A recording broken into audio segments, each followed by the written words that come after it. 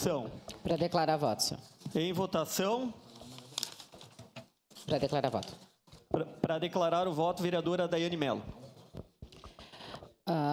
Eu também gostaria de contribuir, né? As vereadoras já falaram, mas sim, é um projeto totalmente coletivo, né?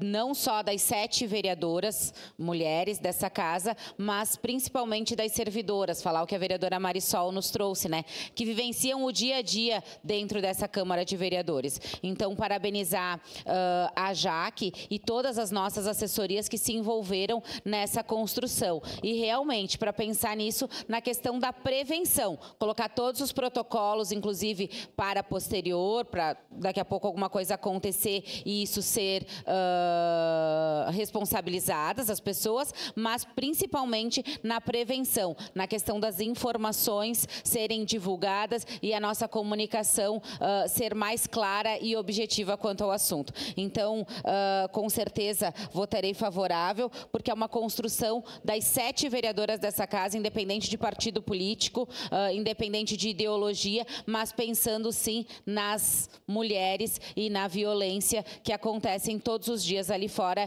e que a gente pretende falar mais sobre esse assunto e que, no mínimo, ela não aconteça aqui dentro de todas as formas possíveis, não só física, mas psicológica, mais na fala. Então, obviamente, votarei favorável e a gente pede para que todos os vereadores nos acompanhem nessa luta dia a dia.